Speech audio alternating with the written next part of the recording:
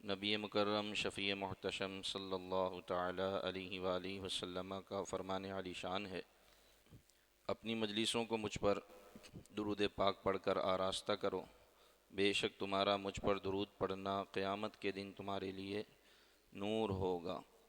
صلو علی الحبیب صلی اللہ تعالی علی محمد صلی اللہ علیہ وسلم۔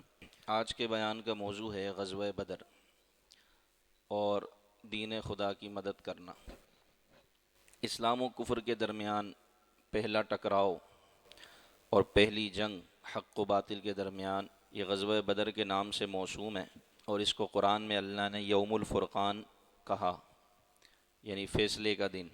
غزوہ بدر کے ہونے میں کچھ اسباب تھے، اور ان میں سب سے بڑا سبب یہ تھا، کافروں نے، کفار مکہ نے مسلمانوں پر جو ظلم و ستم کے پہاڑ توڑے وہ کسی سے مخفی نہیں تھے۔ ہر طرح سے مسلمانوں کو ستایا گیا۔ حضرت بلال حبشی رضی اللہ تعالیٰ عنہ کو مکے کی گلیوں میں گھسیٹا گیا۔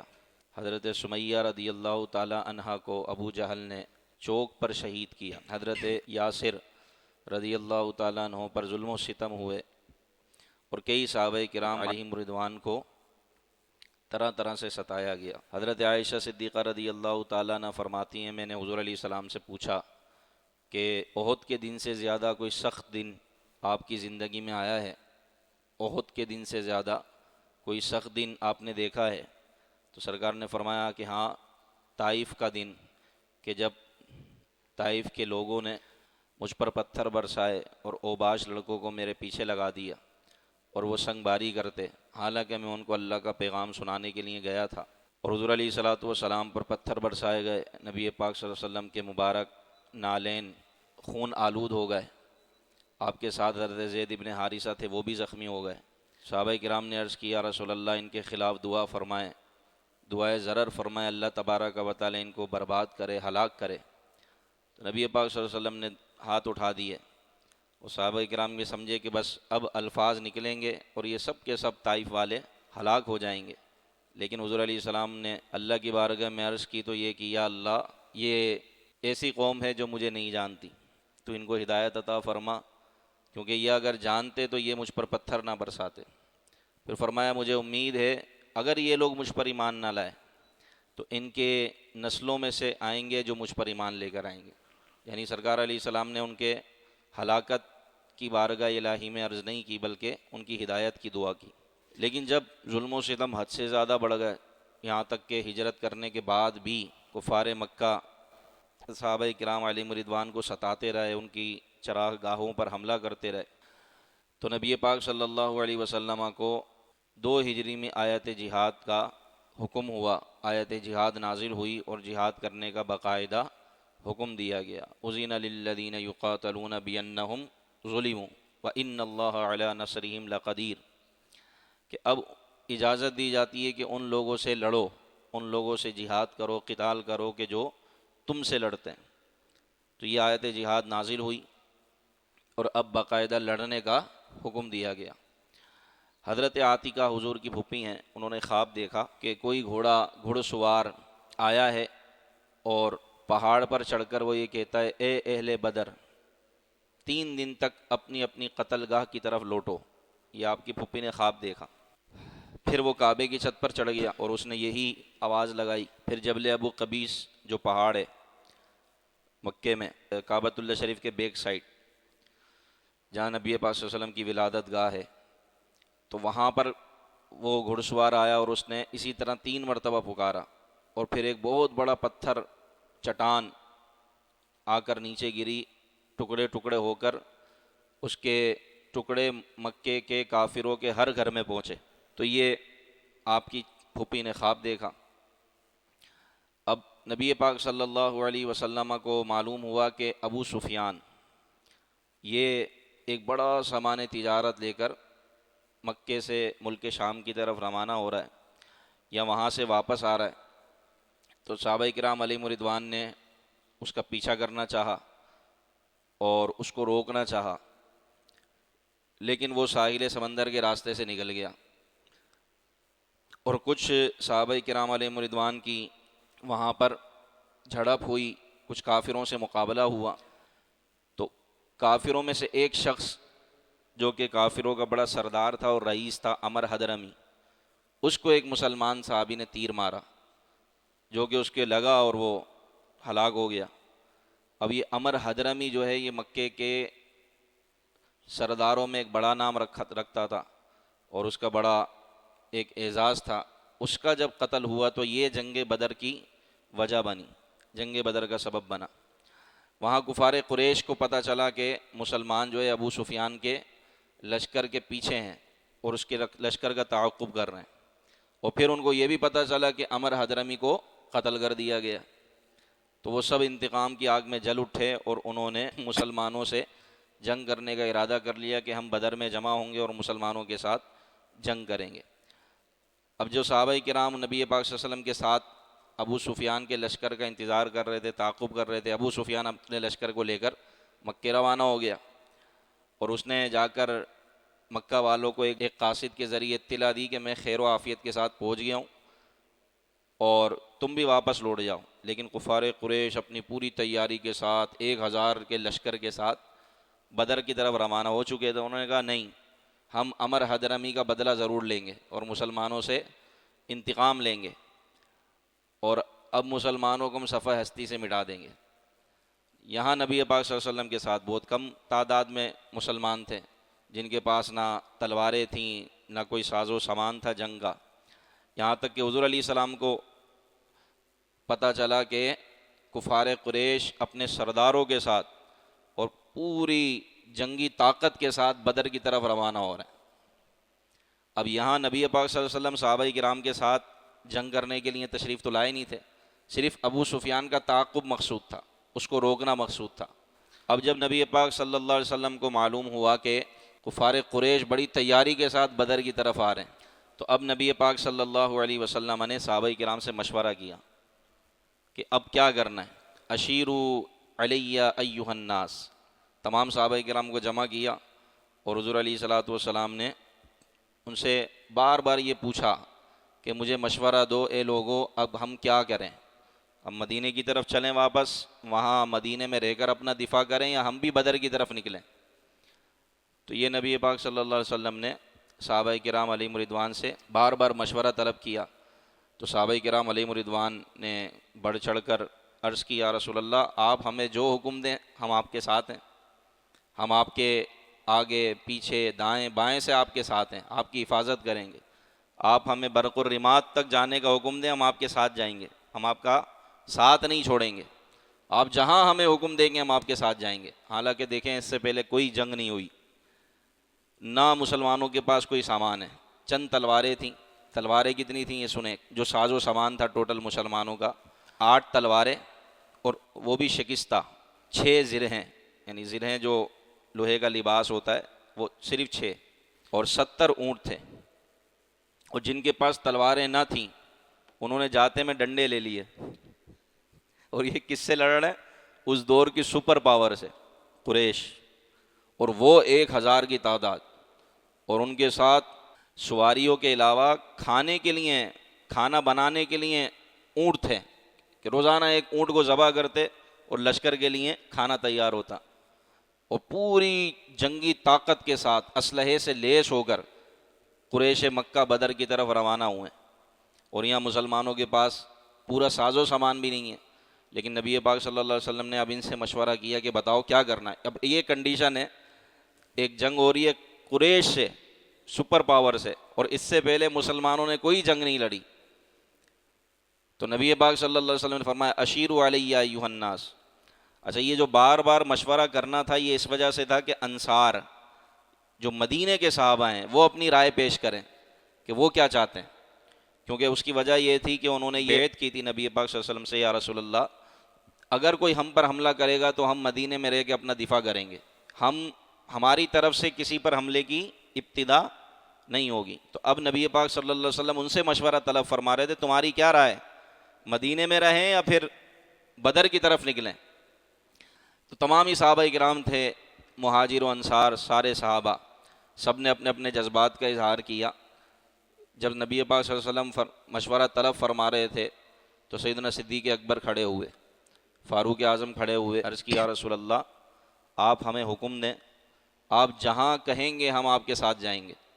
اگر آپ بدر کی طرف کہتے ہیں تو ہم بدر کی طرف جائیں گے، اگر آپ کہتے ہیں کہ ہم مدینے میں رہیں تو یہاں رہ کر اپنا دفاع کریں گے۔ حضور نے پھر فرمایا اشیروا علی ایھا الناس، اے لوگو مجھے بتاؤ، مجھے مشورہ دو کہ کیا کریں۔ اور اس کا مقصد کیا تھا بار بار دریافت کرنے کا کہ انصار مدینے کے صحابہ کیا کہتے ہیں۔ تو مدینے کے صحابہ کون تھے؟ عاشقان رسول تھے، حضور پر جان قربان کرنے والے تھے۔ اللہ اکبر۔ حضرت مقداد یہ انصار کے خطیب تھے، صحابہ کرام جو مدینے کے تھے ان کے خطیب اعظم تھے، وہ بڑا زبردست بیان فرماتے تھے، اور ایک ان کا مقام تھا۔ تو یہ کھڑے ہوئے، عرض کیا رسول اللہ ہم آپ سے قوم موسیٰ کی طرح یہ نہیں کہیں گے کہ آپ جائیں اور آپ کا رب جا کے لڑے، ہم قوم موسیٰ کی طرح یہ نہیں کہیں گے آپ سے کہ آپ جائیں اور آپ کا رب جانے، آپ لڑیں اور آپ کا رب لڑے، بلکہ ہم آپ کے آگے بھی لڑیں گے، آپ کے پیچھے بھی لڑیں گے، آپ کے دائیں سے لڑیں گے، آپ کے بائیں سے لڑیں گے، آپ ہمیں برق الرمات تک جانے کا حکم دیں گے ہم وہاں بھی جائیں گے۔ سبحان اللہ۔ تو سب نے اپنی اپنی عقیدت کا اظہار کیا۔ روایت میں آتا ہے صحابی کہتے ہیں کہ نبی پاک صلی اللہ علیہ وسلم نے جب انصار کا یہ جواب سنا تو آپ کا چہرہ خوشی سے چمک اٹھا۔ سبحان اللہ۔ اس کو ایک شاعر نے بڑے خوبصورت انداز میں نظم کیا، یہ جو صحابہ کرام نے جوابات دیے۔ ابو بکر و عمر نے عرض کی اے ہادی دوراں، ہمارے جان و مال اولاد سب کچھ آپ پر قرباں، غلامان محمد جان دینے سے نہیں ڈرتے، یہ سر رہ جائے یا کٹ جائے وہ پرواہ نہیں کرتے۔ حضور نے پھر فرمایا کہ مجھے بتاؤ کیا کرنا ہے، مجھے مشورہ دو۔ اب حضرت مقداد نے جو عرض کی، اٹھے مقداد۔ یہ حضرت مقداد پتہ ہے کون ہے؟ صحابی رسول ہے نا۔ ہر بندہ جنت کی تمنا کرتا ہے کہ نہیں؟ ہر ایک کو یہ تمنا ہے مجھے جنت میں جگہ ملے، میں بے حساب بخشا جاؤں، جنت میں چلا جاؤں۔ اینڈ یہی ہے مسلمان کا کہ وہ جنت میں جائے، اور قرآن میں بار بار اس کی ترغیب دلائی گئی۔ ہر مسلمان کی یہ خواہش ہے دنیا کے کہ وہ جنت میں جائے، لیکن جنت کہتی ہے کہ مجھے بھی 4 بندوں کی خواہش ہے، 4 بندوں کی خواہش ہے۔ سب کی خواہش یہ کہ ہم جنت میں جائیں، اور جنت کی خواہش یہ کہ میرے اندر یہ 4 بندے آئیں۔ ایک حضرت علی، دوسرے حضرت مقداد، تیسرے حضرت عمار ابن یاسر، اور چوتھے حضرت سلمان فارسی۔ حدیث میں فرمایا نبی پاک نے کہ جنت ان 4 کی مشتاق ہے، جنت یہ چاہتی ہے کہ اے اللہ ان 4 کو میرے اندر بھیج دے۔ ان میں ایک حضرت مقداد رضی اللہ تعالیٰ عنہ ہے۔ کیا شان ہے ہمارے آقا کے غلاموں کی، جنت جن کی تمنا کرتی ہے کہ ان 4 بندوں کو بھیج میرے اندر۔ حالانکہ پوری دنیا جنت میں جانے کی خواہش کرتی ہے، جنت میں جانے کی مشتاق ہے، جنت ان 4 بندوں کی مشتاق ہے۔ ان میں ایک حضرت مقداد ہیں۔ اب حضرت مقداد کھڑے ہوئے اور کہتے ہیں اٹھے مقداد، عرض کی اے سرور عالم، نہیں ہے قوم موسیٰ کی طرح کہہ دینے والے ہم۔ جب قوم جبارین سے جنگ کا معاملہ آیا تو حضرت موسیٰ علیہ السلام بنی اسرائیل کو لے کر اس قوم کے پاس جانے لگے، تو انہوں نے کہا اذهب انت وربک فقاتلا انا ہاہنا قاعدون، آپ جانیں اور آپ کا رب جانے، ہم نہیں جائیں گے ان سے لڑنے کے لیے۔ تو حضرت مقداد اس بات کو لے کر عرض کر رہے ہیں یا رسول اللہ، اٹھے مقداد، عرض کی اے سرور عالم، نہیں ہے قوم موسیٰ کی طرح کہنے والے ہم، ہمارا فخر یہ ہے ہم غلامان محمد ہیں، ہمیں باطل سے کیا ڈر، زیر دامان محمد ہیں۔ حضور نے پھر فرمایا اشیروا علی ایھا الناس۔ یہ بھی انصار کے خطیب تھے، لیکن اب جو دیگر انصار صحابہ تھے وہ کھڑے ہوئے، انہوں نے اپنی اپنی رائے پیش کی۔ ادب سے عرض کی انصار ہیں ہم یا رسول اللہ، ادب سے عرض کی انصار ہیں ہم یا رسول اللہ، غلامان شہ ابرار ہیں ہم یا رسول اللہ، اگر ارشاد ہو بحر فنا میں کود جائیں ہم، ہلاکت خیز گرداوے بلا میں کود جائیں ہم، نبی کا حکم ہو تو پھاند جائیں ہم سمندر میں، جہاں کو محو کر دیں نعرہ اللہ اکبر میں۔ تو یہ صحابہ کرام کے جذبات تھے۔ سب نکلے بدر کے لیے، جو کچھ ساز و سامان تھا بظاہر بے سر و سامانی کے عالم میں۔ وَلَقَدْ نَصَرَكُمُ اللَّهُ بِبَدْرٍ وَأَنْتُمْ أَذِلَّةٌ، اللہ فرماتا ہے کہ بے شک تمہارے رب نے بدر کے دن تمہاری مدد کی، وَأَنْتُمْ أَذِلَّةٌ، اس حال میں کہ تم بے سر و سامان تھے، لڑنے کے لیے سامان ہی نہیں تھا، تلواریں ہی نہیں تھیں. ٹوٹل 313 اور تلواریں کتنی؟ 8. 313 میں 8 کے پاس تلواریں، 6 زرہیں، 70 اونٹ.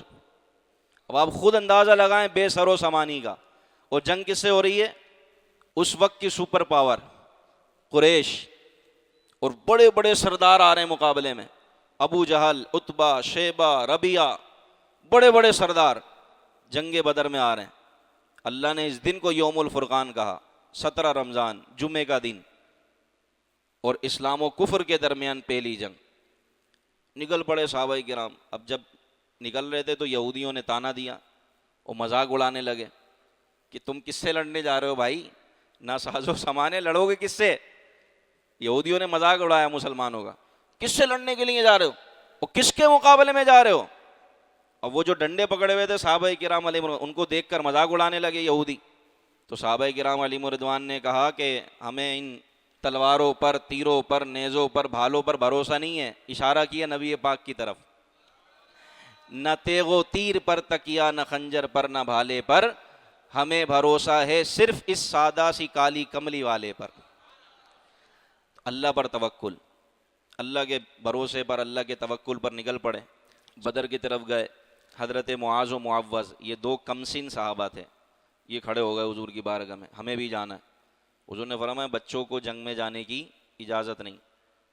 ایک بڑے بھائی تھے، ایک چھوٹے بھائی تھے، افرا کے بیٹے، حضرت معاذ اور ایک حضرت معوذ. انہوں نے اتنی ضد کی کہ بالآخر نبی پاک صلی اللہ علیہ وسلم نے ان کو اجازت دے دی. اور پھر انہی 2 بچوں نے ابو جہل کو قتل کیا. انہی 2 بچوں نے ابو جہل کو قتل کیا. حضرت عبداللہ بن مسعود رضی اللہ تعالیٰ عنہ سے روایت ہے کہ حضور علیہ الصلوۃ والسلام نے اللہ کی بارگاہ میں یہ عرض کی، اللہ قریش کو اپنی گرفت میں لے لے. اللہ کی بارگاہ میں عرض کی کہ قریش کو اپنی گرفت میں لے لے. وہاں کفار مکہ، کفار قریش پہلے سے بدر میں پہنچ گئے اور مسلمان بعد میں پہنچے. انہوں نے پانی کے کنووں پہ جا کے قبضہ کر لیا اور اچھی اونچی ہموار جگہ پر، یعنی ایسی جگہ پر جہاں پہ مٹی نہیں تھی، ایسی جگہ پہ جا کے قبضہ کر لیا. اب جب مسلمان تھوڑا دیر میں پہنچے تو ان کے پاس پانی نہیں، جو کنویں تھے وہ خالی تھے، اور جس جگہ پر مسلمان تھے وہ مٹی والی زمین، ریتیلی زمین تھی، پاؤں اس میں دھستے تھے. تو ایک صحابی نے عرض کیا رسول اللہ یہاں سے تھوڑا سا آگے بڑھ جائیے، اور جو جگہ ہموار ہے اور جن کنووں میں پانی ہے اس جگہ پر اپنا پڑاؤ ڈالیے، لشکر کو ٹھہرائیے. حضور نے ان کی بات کو قبول فرمایا. حضور تھوڑا اور آگے تشریف لے گئے، اور جن کنووں میں تھوڑا پانی تھا وہاں ٹھہرے، لیکن پانی ان میں بھی اتنا زیادہ نہیں تھا کہ لشکر کو پورا ہو سکے. تو بہرحال اللہ تبارک و تعالیٰ نے جنگ بدر میں، میدان بدر میں مسلمانوں کی پہلی مدد یہ فرمائی کہ بارش نازل ہو گئی. اذ تستغیثون ربکم فاستجاب لکم انی ممدکم بألف من الملائکۃ مردفین. اور یاد کرو جب تم پانی مانگتے تھے تو تمہارے رب نے تمہاری دعا سن لی، بارش نازل فرمائی اور فرشتوں کے ذریعے تمہاری مدد فرمائی. اور یہ کیوں کیا؟ وما جعلہ اللہ الا بشرا لکم ولتطمئن بہ قلوبکم وما النصر الا من عند اللہ ان اللہ عزیز حکیم. اور اللہ نے یہ صرف اس لیے کیا کہ مسلمان خوش ہو جائیں، مسلمانوں کی خوشی کے لیے، صحابہ کرام کی خوشی کے لیے اللہ نے ان کی مدد فرمائی. بارش نازل ہوئی. اب جب بارش نازل ہوئی تو مسلمانوں کے جو خالی کنویں تھے وہ بھر گئے. اچھا، جو مسلمانوں کی جگہ تھی، صحابہ کرام جس جگہ تھے وہاں مٹی تھی. جب بارش نازل ہوئی تو وہ ساری مٹی بہہ گئی، اور وہ مٹی بہنے کے بعد زمین ہموار ہو گئی اور زمین چٹیل میدان کی طرح بالکل صاف ہو گئی. اب چلنا پھرنا آسان ہو گیا. اب پانی بہنے کے بعد کفار مکہ کی طرف ساری مٹی جا کر جمع ہو گئی اور ان کو چلنے پھرنے میں دشواری ہو گئی. یہ پہلی مدد تھی. اب آپ خود سوچیں کہ 313 بظاہر ساز و سامان بھی نہیں ہے، سامنے 1000 کا لشکر اور بڑے کر و فر کے ساتھ سامنے موجود ہیں. روزانہ ایک اونٹ کٹ رہا ہے لشکر کے لیے، اور یہاں کھانے کے لیے کچھ نہیں ہے. روزانہ ایک اونٹ کٹ رہا ہے وہاں سامنے. اب بظاہر انسان کی ایک فطرت ہے، وہ اتنی تعداد کو دیکھتا ہے تو اس کے دل میں خوف بیٹھتا ہے. اللہ نے اس خوف سے مسلمانوں کے دلوں کو پاک کر دیا. کیا ہوا کہ دوسری مدد اللہ نے یہ فرمائی کہ اللہ نے ان پر نیند نازل فرما دی. صحابہ کرام کو نیند آنے لگی میدان میں. بھائی جنگ ہو سامنے دشمن ہو نیند کیسے آئے گی؟ اونگ آنے لگی، نیند آنے لگی. اذ یغشیکم النعاس امنۃ منہ، ایک دو بندوں کو نہیں، پورے کے پورے لشکر کو نیند آنے لگی، اونگ آنے لگی. اور ان کو اونگ آئی تو اللہ تعالیٰ نے ان پر سکینہ اور اطمینان نازل فرمایا. جب ان کی یہ اونگ اور نیند کا غلبہ ختم ہوا تو ان کے سب کے دل ثابت ہو چکے تھے اور دل سے خوف ختم ہو چکا. یہ دوسری مدد تھی. اب نبی پاک صلی اللہ علیہ وسلم رات میدان بدر میں چند صحابہ کرام کے ساتھ، مسلم شریف کی حدیث ہے، نکلتے ہیں اور لکیر لگاتے ہیں، نشان لگاتے ہیں، اور آپ فرماتے ہیں یہ فلاں کے مرنے کی جگہ ہے، فلاں کافر یہاں مرے گا، فلاں کافر یہاں مرے گا. یہ ہے علم مصطفیٰ. مسلم شریف کی حدیث ہے بھائی، حضور خود نشان لگاتے ہیں جا جا کر، فلاں کافر یہاں مرے گا، فلاں یہاں مرے گا، فلاں یہاں مرے گا.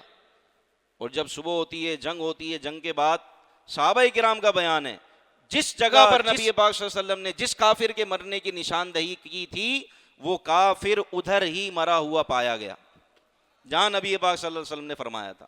تو اب جنگ کا آغاز ہوتا ہے. نبی پاک صلی اللہ علیہ وسلم ایک جگہ تشریف فرمائیں جہاں آج مسجد عریش بنی ہے.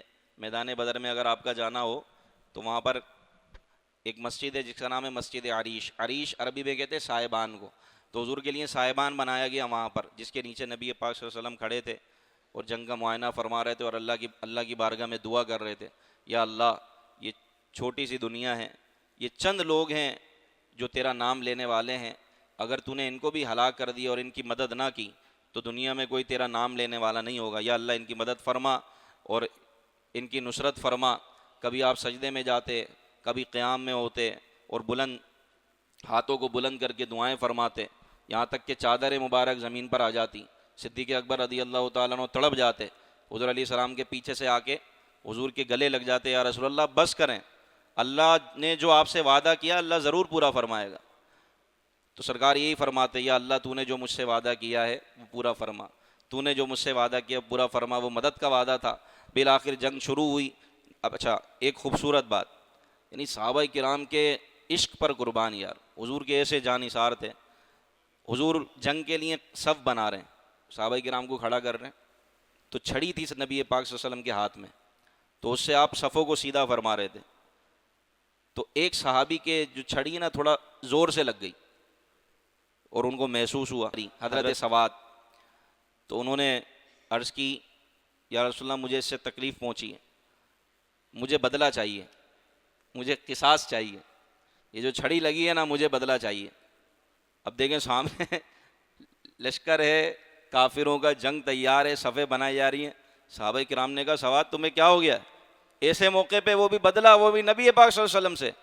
کہا کہ بھائی اسلام میں حکم ہے، مجھے بدلہ چاہیے. تو حضور علیہ السلام مسکرانے لگے اور حضور نے جب ان کے چھڑی لگائی تھی تو ان کے پیراہن جو ہے نا وہ چھوٹا تھا، تو پیٹ پر ان کے چھڑی لگی، یعنی پیٹ پہ کپڑا نہیں تھا. تو نبی پاک صلی اللہ علیہ وسلم نے اپنا بھی پیراہن شریف، اپنا جبہ مبارک اوپر اٹھایا اور ان کو چھڑی دی اور کہا کہ لو تم بھی بدلہ لے لو. وہ صحابی رسول تھے، کیا بدلہ لیتے؟ وہ جھوم جھوم کر آئے اور نبی پاک صلی اللہ علیہ وسلم کے شکم اطہر کو چوم لیا، شکم اطہر کو چوم لیا، نبی کے مبارک جسم مبارک کو چوما اور حضور کے گلے لگ گئے. تو حضور نے فرمایا کہ اے سواد یہ کیوں کیا، ایسا کیوں کیا؟ عرض کیا یا رسول اللہ میرے دل میں خواہش جاگی کہ اب جنگ شروع ہونے والی ہے، پتہ نہیں میں بچوں نہ بچوں، شہید ہو جاؤں. تمنا یہ تھی کہ میں آپ کے جسم اطہر کا بوسہ لے لوں اور وقت آخر سے پہلے پہلے آپ کے جسم اطہر کو چھو لوں تاکہ میں دنیا و آخرت میں نجات پا جاؤں. تو سارے صحابہ کرام علیہم رضوان ان کی اس محبت پر رشک کرنے لگے اور حیران رہ گئے. تو بہرحال اب جنگ شروع ہوتی ہے اور چند صحابہ کرام علیہم رضوان جاتے ہیں کافروں کے مقابلے میں، لڑتے ہیں اور کافروں کو تہہ تیغ کرتے ہیں، یہاں تک کہ نبی پاک صلی اللہ علیہ وسلم دعائیں فرما رہے ہیں، کبھی حضور سجدے میں، کبھی کھڑے ہو کے، کبھی ہاتھوں کو بلند کر کے بار بار اللہ کی بارگاہ میں دعا کر رہے ہیں. یہاں چند صحابہ کرام جاتے ہیں اور کافروں کے دلوں پر ایسی ہیبت طاری ہو گئی کہ اللہ تبارک و تعالیٰ نے ان پر رعب طاری کر دیا. پھر 1000 فرشتوں کی مدد آئی، یہاں تک کہ حضرت علی فرماتے ہیں، آپ خود فرماتے ہیں کہ اچانک تیز ہوا چلی اور پھر ہمیں آواز آنے لگی اے حیزوم آگے بڑھ، اے حیزوم آگے بڑھ. کہتے ہیں میں نے نبی پاک کی بارگاہ میں عرض کیا رسول اللہ اس طرح کی آواز ہے، یہ حیزوم کون ہے؟ حضور نے فرمایا جبریل امین کے گھوڑے کا نام ہے. وہ اپنے گھوڑے کو آگے بڑھا رہے ہیں اور کہتے ہیں اے حیزوم آگے بڑھ. صحابہ کہتے ہیں ہم تلوار مارتے، ہماری تلوار پہنچنے سے پہلے کافر کی گردن کٹ جاتی. تو حضور علیہ السلام نے فرمایا کہ فرشتوں کی مدد آ گئی. اے میرے صحابہ مبارک کو اللہ نے مدد بھیج دی. 1000 فرشتے، پھر 3000 فرشتے، یہاں تک کہ 5000 فرشتوں کے ذریعے اللہ نے اہل بدر کی مدد فرمائی. اور اللہ تعالیٰ نے مسلمانوں کو فتح و نصرت عطا فرمائی. یعنی ایک تیز ہوا چلی. اب مولا علی جو بیان فرماتے ہیں، حضرت علی کہتے ہیں کہ تیز ہوا چلی اور پہلی ہوا میں جبریل امین آئے، دوسری ہوا میں دوسری مرتبہ جو ہوا چلی اس میں حضرت میکائیل علیہ السلام آئے، اور تیسری مرتبہ جو ہوا چلی اس میں حضرت اسرافیل علیہ السلام آئے. اور یوں فرشتوں کی پوری فوج آئی اور مسلمانوں کے ساتھ فرشتوں نے مل کر جنگ بدر میں کافروں کا کلا کما کیا. حضرت عکاشہ، ایسے ایسے معجزات نبی پاک کے اس مارکے میں. حضرت عکاشہ لڑتے لڑتے لڑتے لڑتے آپ کی تلوار ٹوٹ گئی. اب جنگ میں تو تلوار کا کام ہے، تلوار ہی ٹوٹ گیا تو کیا ہوگا. اب یہ حضور کی بارگاہ میں حاضر ہوئے، یا رسول اللہ میری تلوار ٹوٹ گئی. نبی پاک صلی اللہ علیہ وسلم نے ایک کھجور کی شاخ لی اور فرمایا جاؤ اس سے جا کے لڑو. انہوں نے یہ نہیں کہا ایک کھجور کی شاخ سامنے تلواریں چل رہی ہیں، میں ایک لکڑی سے لے جا کے کیسے لڑوں ایک کھجور کی شاخ سے. تو وہ کہتے ہیں میں نے وہ کھجور کی شاخ نبی پاک سے لی اور میں جا کے لڑنے لگا، تیز تلوار کی طرح کام کرنے لگی. اور کافی جنگیں انہوں نے اس کھجور کی شاخ سے لڑی جو کہ تلوار بن چکی تھی کہ نبی پاک صلی اللہ علیہ وسلم نے دی. حضرت قتادہ رضی اللہ تعالیٰ عنہ کی آنکھ میں تیر لگا، آنکھ بدر میں آنکھ میں تیر لگا، آنکھ باہر نکل کر آ گئی. وہ آنکھ لے کر بارگاہ رسالت میں حاضر ہوئے، یا رسول اللہ میری آنکھ. حضور علیہ السلام نے اس آنکھ پر ہاتھ پھیرا، وہ آنکھ پہلے سے زیادہ اچھی ہو گئی اور صحیح ہو گئی. حضرت قتادہ کہتے ہیں کہ جو آنکھ صحیح تھی اس سے زیادہ بینائی اس آنکھ میں آ گئی جو نبی پاک صلی اللہ علیہ وسلم نے ہاتھ پھیر کے درست فرمائی تھی. اللہ اکبر. حضرت عباس رضی اللہ تعالیٰ عنہ بھی دلی طور پر اس غزوے میں ایمان آپ نے دل سے قبول کر لیا تھا، اس کا اظہار نہیں کیا تھا. پھر نبی پاک صلی اللہ علیہ وسلم کی وہ دعائیں کہ جو نبی پاک صلی اللہ علیہ وسلم نے کی، یوں اللہ تعالیٰ نے اہل بدر کی مدد فرمائی اور مسلمانوں کو ایک بہت بڑی کامیابی بدر کے دن ملی. اور اس میں بڑے بڑے سردار کافروں کے مارے گئے، جس کے بعد ان کی کمر ٹوٹ گئی اور انہوں نے کبھی بھی پھر مسلمانوں پر اس طرح حملہ کرنے کی جرت نہیں کی، اور اگر کرتے بھی تو ڈرتے ڈرتے کرتے. یوں غزوہ بدر میں اللہ تعالیٰ نے اہل بدر کی مدد فرمائی. اب جو اہل بدر میں شریک ہو ان کا ایک نمایاں مقام تھا، ان کو کہا جاتا تھا بدری صحابہ. جو اسلام کی پہلی جنگ میں شریک ہوئے آخر تک ان کا بڑا مقام تھا، ان کو بدری صحابہ کہا جاتا تھا. اور اہل بدر کے لیے جو بدر میں شریک ہوئے، اللہ تبارک و تعالیٰ نے ان سے وعدہ فرما لیا مغفرت کا. روایتوں میں آتا ہے حضور نے فرمایا کہ اے اہل بدر اب تم جو چاہے کرو، اللہ تعالیٰ نے تمہاری مغفرت فرما دی. جو چاہے کرو اللہ نے تمہاری بخشش فرما دی. تو یہ مدینہ پاک سے 8 میل یا 9 میل کے فاصلے پر ہے میدان بدر. وہاں پر جو لوگ جاتے ہیں زیارت کرتے ہیں اس میدان کی، وہاں پر مسجد عریش بھی ہے. تو پیارے بھائیو، یہ اسلام اور کفر کے درمیان پہلی جنگ تھی اور اللہ نے مسلمانوں کو فتح و نصرت عطا فرمائی. وہ 313 مسلمان تھے جو کہ 1000 کے لشکر سے جا لڑے اور اللہ نے فرشتوں کے ذریعے مدد فرمائی. اس میں ہمارے لیے بہت کچھ سیکھنے کو ہے کہ جب آپ اللہ کے دین کی مدد کے لیے نکلیں تو اللہ تعالیٰ خود مدد فرماتا ہے. آپ نکلیں تو صحیح. ایک بزرگ فرماتے تھے میدان لگاؤ تو صحیح، اللہ فرشتے بھی اتارنے پر قادر ہے. رب ہمارا وہی ہے جو اہل بدر کا تھا، لیکن اللہ فرماتا ہے تم کچھ کرو تو صحیح، تو پھر میں فرشتوں کی مدد بھیجوں. تم دین خدا کی مدد تو کرو، اسلام کے لیے نکلو، غلبے کے لیے نکلو، دین کے غلبے کے لیے نکلو، اللہ تمہاری آج بھی مدد کرے گا. تو جو دین کی مدد کرتا ہے اللہ تعالیٰ اس کی مدد فرماتا ہے. اور یہ میں نہیں کہہ رہا، اللہ تعالیٰ خود فرماتا ہے ان تنصر اللہ ینصرکم 26ویں بارے میں. اگر تم اللہ کے دین کی مدد کرو گے تو اللہ تمہاری مدد کرے گا. وَيُثَبِّتْ بِهِ أَقْدَامَكُمْ، اور اللہ تمہارے قدموں کو جما دے گا. تو آج بھی جو دین کی مدد کرتا ہے میرے بھائیو، اللہ تعالیٰ اس کی دنیا بھی اچھی کرتا ہے، آخرت بھی اچھی کرتا ہے. تو سب سے پہلے تو دین کو اپنے اوپر نافذ کریں، دین سیکھیں، کیونکہ ہم مسلمان ہیں. ہم کون ہیں بولیں؟ الحمدللہ مسلمان ہیں. اور مسلمان وہ ہوتا ہے جو دین کی باتوں پر عمل کرے، شریعت کو فالو کرے. شریعت کو اپنے اوپر نافذ کرے وہی مسلمان ہے. اور جو شریعت سے دور بھاگے، اس کو دین اسلام کے کام بھاری لگے، دین پر عمل کرنا اس کو دشوار لگے، تو بتائے وہ مسلمان کیسا ہے؟ وہ نام کا مسلمان ہے. تو ہمیں بننا ہے کام کا مسلمان، صرف نام کا مسلمان نہیں بننا. نمازیں پڑھ لینا، نماز کے لیے آ جانا بہت بڑی سعادت ہے، لیکن صرف یہی نہیں ہے دین. دین اسلام نے جو جو باتیں ہمیں عطا فرمائیں اس پر عمل کرنا، یہ ایک پکے اور سچے مسلمان ہونے کی علامت ہے. تو ہم نام کے مسلمان نہ بنے بلکہ کام کے. جب دین کو نافذ کریں گے، دین کو سیکھیں گے، دین کو سمجھیں گے، تو پھر دین کی مدد بھی کریں گے. تو مسلمان ہے وہی جو اپنے دین سے محبت کرے، دین اسلام سے محبت کرے، نبی پاک صلی اللہ علیہ وسلم جو شریعت لے کر آئے اس پر عمل کرے، اس کو داڑھی رکھنا دشوار نہ ہو، اس کو نمازیں پڑھنا بھاری نہ لگے، اس کو اسلام میں سود کا سمجھ میں نہ آئے. وہ مسلمان کے ساتھ جس کو سود کا سمجھ میں نہ آئے، بھائی سود بالکل واضح، جو رشوت کو نہ سمجھے، اس کو پروفٹ کا نام دے سود کو. تو جو اللہ کی حدود ہیں، جو ان سے تجاوز کرے گا اس کی بربادی ہے. اللہ نے صاف قرآن میں فرمایا یہ اللہ کی حدود ہیں، اس سے آگے نہیں بڑھنا، آگے بڑھو گے تو تمہاری بربادی ہے، دنیا میں بھی اور آخرت میں بھی. تو حدود اللہ کو قائم کرنے کے لیے، حدود اللہ پر عمل کرنے کے لیے دین متین کو سیکھنا پڑے گا، اس پر عمل کرنے کے لیے اس کو سمجھنا پڑے گا، پھر اس کو عمل کر میں لائیں گے، اس پر عمل کریں گے اور پھر اپنے دین کی حفاظت کریں گے. اور جہاں موقع ملے اللہ کے دین کی مدد کریں. ان تنصر اللہ ینصرکم، اگر آج بھی تم اللہ کے دین کی مدد کرو گے اللہ تمہاری مدد فرمائے گا. آپ دیکھیں اس کی سمپل سادہ سی مثال، آپ علماء کو لے لیں. بظاہر علماء ان کا کوئی بہت بڑا رکھ رکھاؤ نہیں ہوتا، نہ ان کی اتنی جو ہے نا انکم ہوتی ہے، کچھ بھی نہیں ہوتی، مطلب مظلوم ترین طبقہ ہے. لیکن اس کے باوجود آپ نے نہیں سنا ہوگا کہ غربت سے تنگ آ کر کسی عالم نے اپنے آپ کو خودکشی ہلاک کر لیا. اللہ برکت دیتا ہے، 6 7 بچے ہوتے ہیں، تھوڑی سی تنخواہ ہوتی ہے، اس میں اچھے سے گزارا ہو رہا ہوتا ہے. لیکن آپ ایجوکیٹڈ، ویل پڑھا لکھا، ویل ایجوکیٹڈ کو اس نے جناب جاب نہیں مل رہی تھی، اپنے آپ کو پھندا لگا لیا، یہ ہوا تھا تو اس نے خودکشی کر لی. تو اللہ تعالیٰ خیر فرمائے، سب کی حفاظت فرمائے سمجھانے کے لیے. تو آپ دین کی مدد کرتے رہیں گے تو اللہ آپ کی مدد فرماتا رہے گا، مشکلات سے، پریشانیوں سے، ٹینشنوں سے نجات دے گا. پریشانیاں سب کے ساتھ ہیں بھائی، زندگی کا نام ہی پریشانی، دوسرا نام. تو ایسا نہیں ہے کہ پریشانی مصیبت نہیں آئے گی، لیکن جو دین کی مدد کرتا ہے، دین پر چلتا ہے، پریشانی اس کو بھی آتی ہے، لیکن اللہ تعالیٰ اس کی پریشانی اس پر ہلکی فرما دیتا ہے، یا دور فرما دیتا ہے، یا اس کے مددگار پیدا فرما دیتا ہے.